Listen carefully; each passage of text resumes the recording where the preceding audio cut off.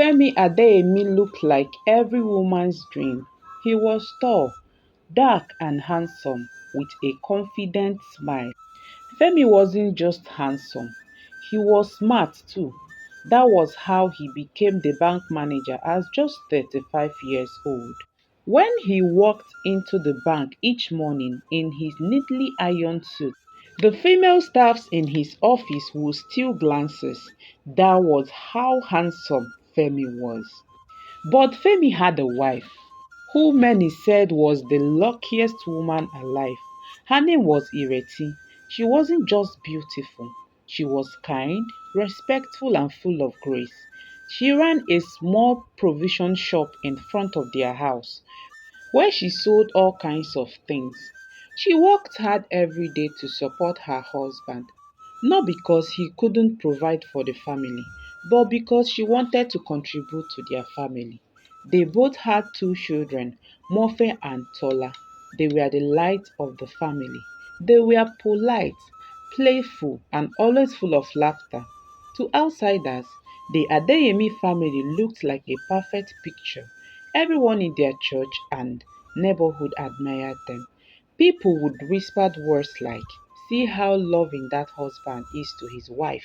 He helps her with the children and he takes care of his family so well." But behind the smile and perfect picture was a well hidden secret. Femi was living a lie. For 8 whole years of their marriage, he had hidden his promiscuous life. He was a man who couldn't stay faithful to his wife, but he was also very smart about it. He used two phones, one for his family and one for his secret chats and affairs. He saved women's number with fake names like electrician, office cleaner, and pastor, just in case the wife ever took a glance of his phone. He never stayed out late. He always come home just in time for family dinner. No one suspected a thing, not even Ireti, who had grown so much to trust him. And she would swear on her mother's grave that Femi could never cheat on her. And that was the painful part because Ireti loved him too deeply. She would defend him in any situation. Femi, cheat? Never. She once told her friend Yewande, "My husband is not like that. He is different, and I'm so lucky to have him," she said. Yewande frowned and said, "You never can tell. Well, just keep watching." But Ireti didn't listen. She believed in her marriage, and she also believed in her husband, Femi. She didn't know that our world was about to change. It was a busy Tuesday at the bank. Customers were lined up waiting to be attended to. The air conditioners were blowing, and the noise of money counting machine filled the air. Femi sat in his private office, flipping through documents when he heard a soft knock on the door. "Yes, come in," he said without looking up. A woman stepped in. She wore a body hugging red dress, and her skin was smooth. It glowed like fresh palm oil. Her heels clicked softly on the tiled floor, and her eyes sparkled with confidence. "Good afternoon, sir," she said with a smile. Femi finally looked up and paused for a moment. Her name was Adeshewa, and from the moment he saw her, something in him shifted. "Yes, good afternoon," he replied, clearing his throat. "Please have a seat." "Thank you," she said sweetly as she sat down and crossed her legs. "How may I help you?" Femi asked. She explained that her account has been debited twice for one transaction, and she was frustrated and that it hadn't been resolved. "I'm sorry about that," Femi said politely. "Let me personally look into it." As he clicked away on his computer, he could feel her eyes on him. She didn't blink much. She smiled too much. And she laughed at everything he said, even when it wasn't funny. When he finished helping her, she leaned forward a little and whispered, "Thank you so much, Mr. Femi. Not all bank managers are this nice." Femi smiled awkwardly. "I try my best. Let me have your number, just in case the issue comes up again. It's easier than calling customer care," she added. Femi didn't hesitate for a moment and he gave her his number. That was the beginning of Femi's nightmare. That night, Adeshawa texted him saying, "Thank you so much for today. You are really kind." And then Femi replied saying, "It's my job. I'm glad I could help." Then Adeshawa texted him again saying, "You are not just a bank manager. You are a gentleman and I like that." Femi replied and said, "Ha ha, thank you, madam. I try." Adeshawa then replied him back and said, "Please stop calling me madam. My name is Adeshawa." And from that night, their chats became longer and sweeter. She sent voice notes with soft music background. She sent selfie of her in her shop. She made him feel like a king. Femi knew it was wrong because he had a wife and two children at home. But being a promiscuous man, he didn't think much about it. And there is something about Adeshawa that pulled him like a rope tied around his neck. He saw himself falling helplessly in love with Adeshawa, but he couldn't resist it. In just 3 weeks of their meeting, Adeshawa became his addiction. There was something about her that he couldn't resist. He started smiling at his phone more often while texting her. He stayed longer at work than normal. He began ignoring Iriti's calls during the day and spent the evenings with Adeshawa. And slowly, the marks he has worn for 8 years began to show. Femi started to change, but at first it was small things like he stopped helping the children with their homework, he stopped joining in their family prayers at night. He would eat out sometimes and tell Ireti he was not hungry when she brought food to him. But the biggest change came with his phone. Before now, Femi would leave his phone anywhere on the couch, in the kitchen, even in the bathroom. He didn't care much. But now his phone followed him everywhere like a shadow. He would hide it under his pillow at night, and whenever a message came in, he would quickly cover the screen. His wife Ireti became worried and was determined to know why her husband is so possessive over his phone all of a sudden. Then one evening, while Femi was bathing, Ireti picked up his phone to check the time, and immediately the screen blinked and showed Face ID not recognized. She tried again, and it showed Face ID not recognized again. Then her heart started beating fast. Why did he lock his phone with Face ID? She whispered to herself. Since when did this one start? She said. She placed the phone back quickly before he came out. That night, they laid in bed in silence. Ireti turned to face the wall. Femi faced the other way. This wasn't how their marriage used to be. They used to stay up talking about everything.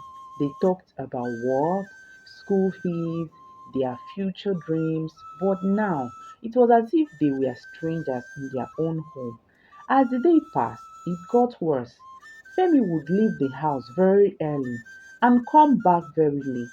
He would lie that he had meetings or network events. Sometimes he came home with a smell of a feminine perfume on his shirt. One afternoon, Ireti sat in her shop, her head in her hands, thinking to herself, "Something is definitely wrong with Femi." She whispered to herself, "This is not the man I married. Something is wrong somewhere." When she returned that night, she summoned the courage to ask him a question. "Femi," she said softly, "are you seeing another woman?" Femi looked up from his plate of rice like he had been slapped. "What kind of stupid question is that?" he barked. "So I cannot work hard again without being accused." "I am not accusing you," Ireti said calmly. "I just feel like you are not the same man I married. You have changed so much." "Abeg Ireti, don't start," he snapped. "If you have nothing better to say, just leave me alone to enjoy my meal." Ireti turned and walked away with tears in her eyes. Something had taken over her husband, she thought, and she was determined to find out what it was.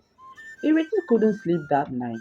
The words of her husband kept ringing in her ears. "Don't start. Leave me alone." So that night, she laid in her bed. She remembered how they used to be, how he used to hold her hand every night before sleeping, how he used to help her with the cooking, and how he used to be the gentle father who sometimes told stories to their children before they slept. Where did that man go? She thought, but couldn't get any answers. Minutes later, she drifted into her sleep. The next morning, she woke up and prepared her children for school. After that, she dressed up and went to her shop. As she opened her shop and sat outside, her friend Yewande walked by and stopped. Ireti, my friend, how are you doing? This one your face is like this. You don't look okay. Are you alright? Ireti sighed. Yewande, I am not fine, no. I think Femi is cheating on me. Yewande sat beside her. How? I thought he's the most faithful man alive. I've been telling you this thing since that men like that, who are handsome and successful and also praised by everyone, most of them are actors.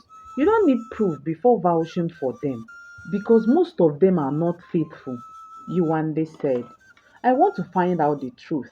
Ireti said, I tried his phone the other day, but he uses Face ID and I don't even know his password anymore. Yuande looked around and leaned closer. There is a man I know. He is a private investigator. He helped my cousin catch her husband red handed. A private investigator? Ireti asked, looking surprised. Yes, he is district and very good at his work. Yuande replied, giving her the man's number. That night, after Femi left again claiming he had a board meeting, Ireti called the investigator and told him everything. Then the investigator said, Madam, just give me some days and I will get back to you with results. He promised. Then, after 3 days, the investigator returned with photos, videos, and voice notes. He showed Ireti pictures of Femi and Adeshawa walking into a hotel together. Another picture showed them eating in a fancy restaurant. There were even screenshots of text from Adeshawa saying, I miss your lips. Please come over my sugar daddy. Ireti's heart shattered into million pieces. But that wasn't the worst part. The investigator leaned in and said, Madam, this woman Adeshawa, I think she's dangerous. She's not an ordinary side chick. What do you mean? Ireti asked, looking confused. She is a professional sugar baby. She dates only rich married men, and from what I saw and heard, she might be using charms on them. Ireti blinked. Charms? Yes, he nodded. She treats your husband like a houseboy. He carries her bag, drives her around, and I even heard that he kneels down to beg her for forgiveness whenever he makes her angry. It's not normal now, madam. Check her. Ireti sat there in shock. She couldn't feel her fingers. She couldn't speak. Her world felt like it was crashing down. That night, she went home in tears. But when Femi came back, she smiled and acted like nothing had happened. She served him dinner and kissed him goodnight. But in her heart, she was making plans to confront that Adeshawa girl, and it would be face to face. Then the next morning, Ireti woke up very early, even before the alarm. She dressed the children for school, packed their lunch boxes, and sent them off to school like every other day. Femi had already left for work, saying he had a bank training. Immediately, Femi left the house. She got dressed, wore a simple gown, tied her scarf tightly like someone going for women's meeting, and she boarded a tricycle to Adeshewa's shop. The place was easy to find. It was painted yellow with a big glass door and a bold sign that said, Glow with Adeshewa, skin like heaven. Ireti stepped inside.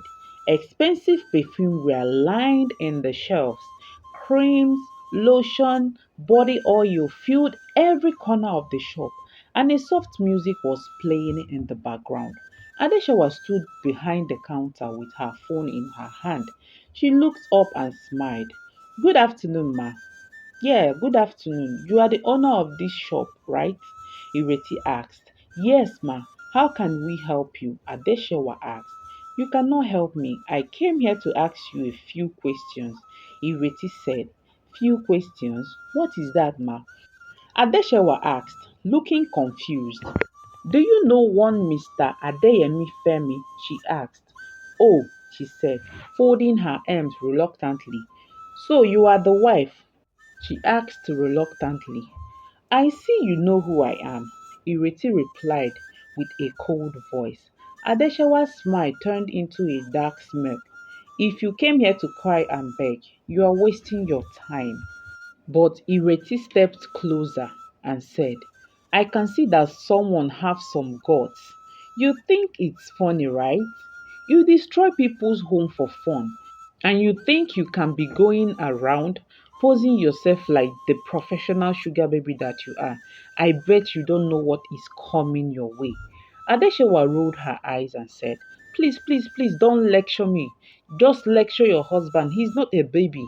He was the one that found me attractive. And he came for me. So don't carry your lectures to somewhere else. Adeshewa said, looking unbothered. Ireti then raised her voice in anger and said, you prostitute! You bewitched him, and I know you used charm on him. The man I married for 8 years has changed into something else. Let me tell you, you are not going to win. Mark my words. Adeshewa scoffed and said, Madam, you are just jealous that your husband found me attractive more than you. You were sleeping and I collected your crown. That is simple.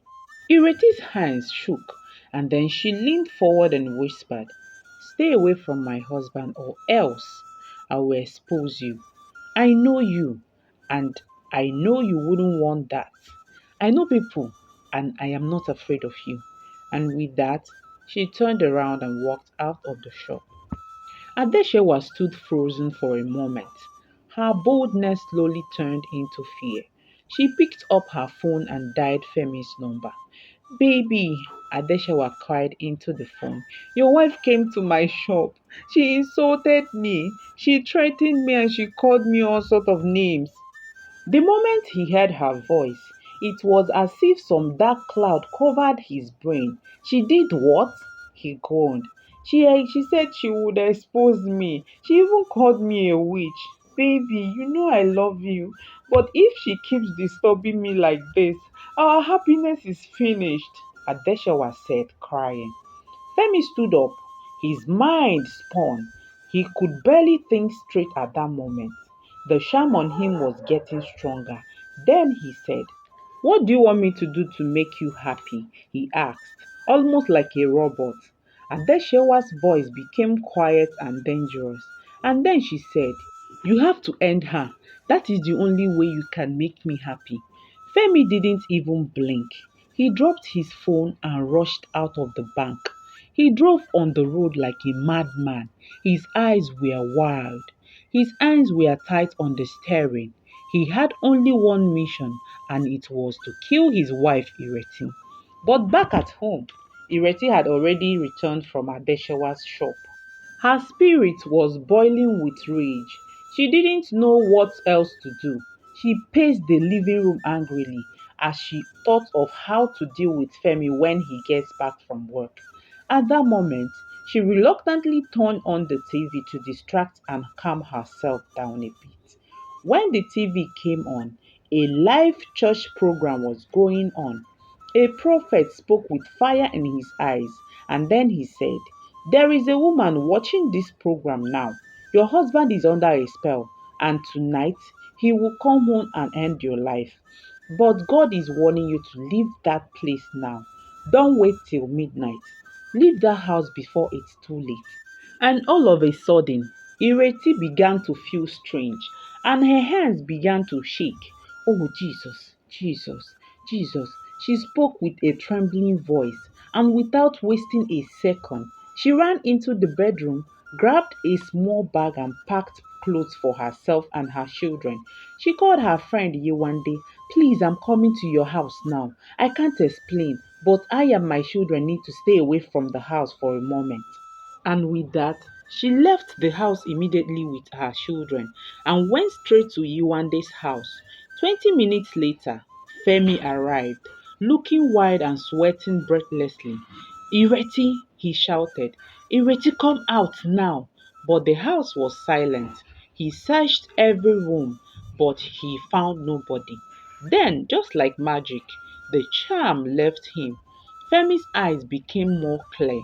He fell to the ground and he began to weep. What have I done? Oh my God. What was I about to do? But just then, his phone rang and it was Adeshewa again. Did you do it? She asked quickly. Don't you ever call me again. Femi shouted. You almost destroyed me. He ended the call and smashed the phone against the wall. Femi dropped to his knees in the middle of their living room. His shirt was soaked with sweat. His hands trembled. The knife he had hidden under his jacket rolled out and hit the floor with a cold sound. I was going to use this on my wife, he whispered in horror. He buried his face in his arms and wept loudly like a baby.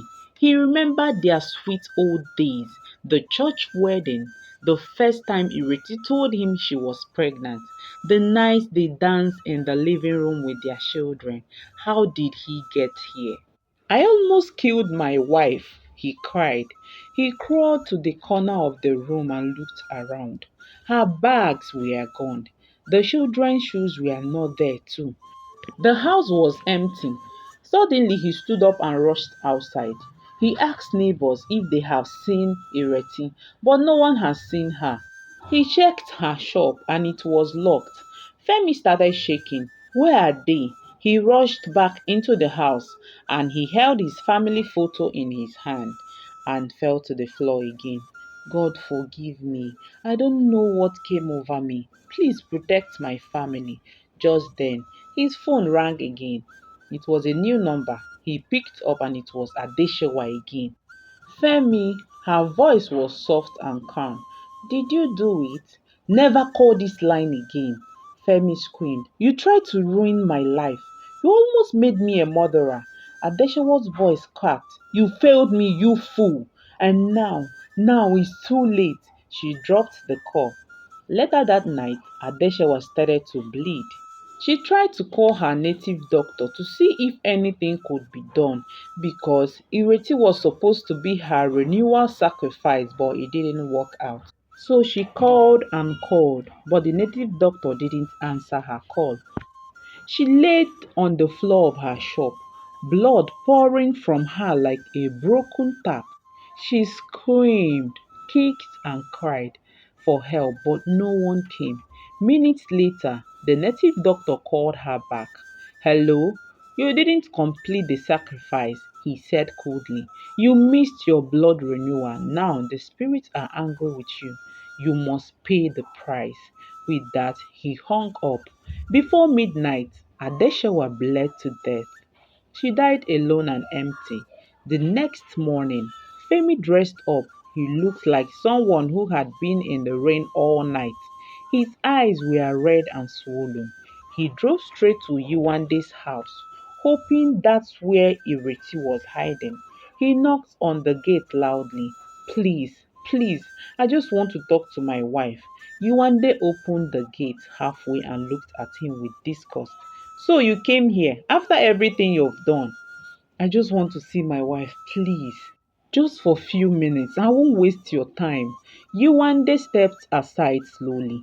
Ireti stood in the hallway, holding Tola in her hands. Femi dropped to his knees immediately and started begging.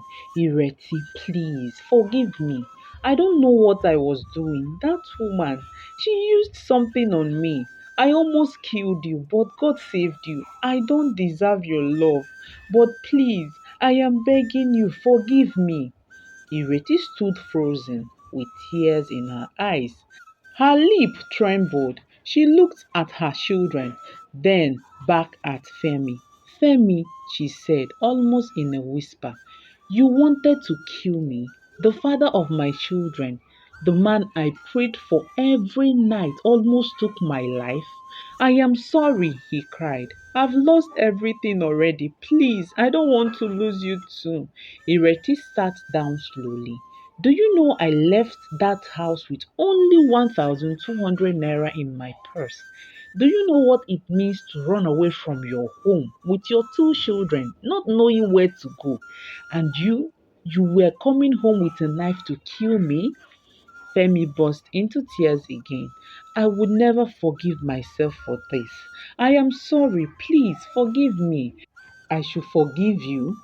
I am still alive today because of a prophecy. Had it been things went the other way round, I would have been dead by now, just because you couldn't keep that thing in between your legs, she said with tears in her eyes. After a long silence, Ireti finally spoke. Femi, just go home. I don't hate you, but I can't trust you anymore. I don't know what will happen next time. Maybe if you see another woman, or maybe another woman comes into your life tomorrow and turns you into a monster, maybe I would be dead this time.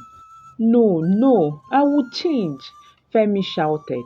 I will pray, I will fast, I will do anything to gain your trust back.